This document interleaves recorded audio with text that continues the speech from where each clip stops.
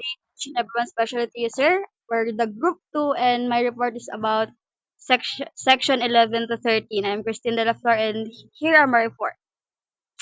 Section 11, section and transfer of local government site, offices and facility. The law of ordinance creating or merging local government units shall specify the seat of government from where governmental and corporate service shall be delivered. In selecting said site, factors relating to geographical certainty, accessibility, availability of transportation and communication facilities, drainage and sanitation, develop and economic progress, and other relevant consideration shall be taken in account.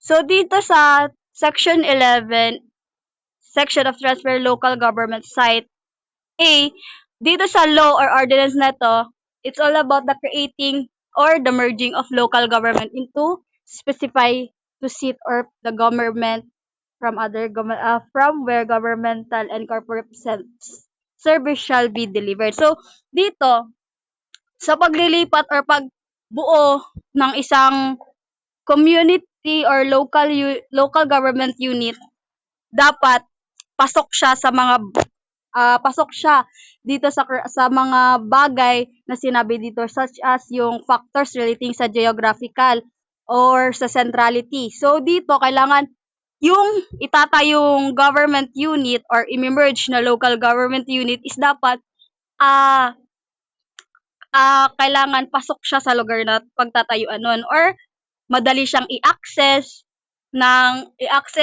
using the transportation or the community facilities.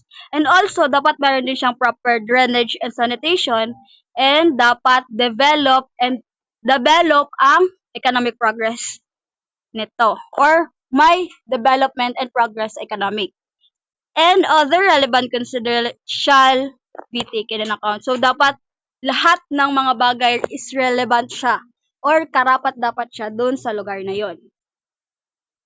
Letter B, when condition and development in the local government unit concerned have significantly changed subsequently to the establishment of the seat of government, its sanggunian may after public hearing and by a vote of 2/3 of all its members transfer the same to a site better suited to its need, provided, however, that no such transfer shall be made outside the territorial boundaries of the local government. So dito, may conditions din and development sa pagtatayo or pagka-create ng local government unit sa isang bagay ay sa isang lugar. Kailangan siyang dumaan sa public hearing and also sa votings ng mga member kung sang-ayon ba sila na mag-transfer sa lugar na yon at dapat yung site na pagtatransferan is suitable sa kailangan ng tao or sa kailangan ng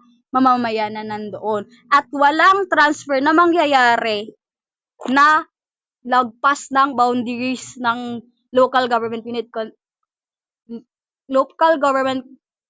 concerned o yung pangangailangan nun. Halimbawa, dito sa Cotabato City, sa isang lugar is yung kailangan lang nila is healthcare unit or health local government. Ganon. Related siya sa health. So, dapat, pag magtatayo or mag-merge ka ng local government dun, dapat about lang siya sa health or related lang siya sa health. Hindi na siya pwedeng sumobra dun.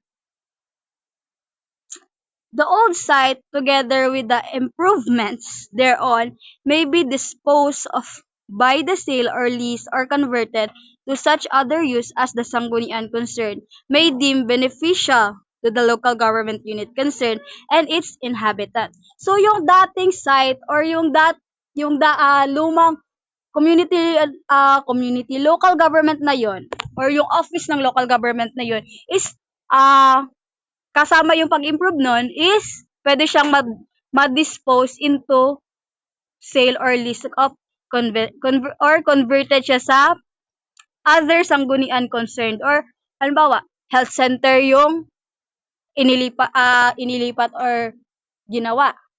So, yung old site na pinagtayuan ng health center na yun is pwede siyang gamitin in other terms.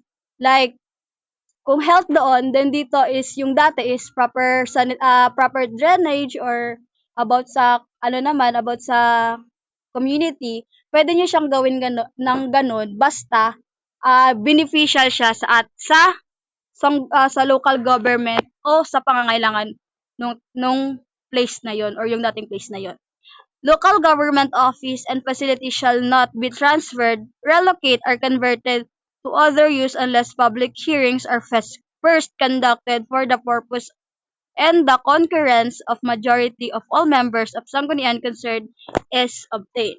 So dito sa letter C, yung local government office daw and facility is hindi siya pwede i-transferred, i-relocate, or i-convert sa other uses nang hindi siya dumadaan sa public hearings.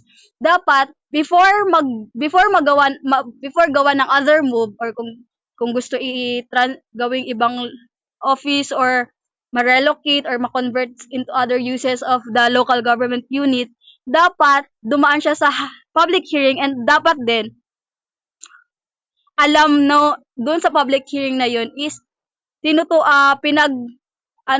kung ano yung purpose kung bakit kailangan ilipat, bakit kailangan mag-convert ng other uses nito, and dapat yung majority ng members ay alam din yung gagawin na yun. Na kung pasok ba talaga siya sa concern na kailangan doon sa site na yun. So in section 12, government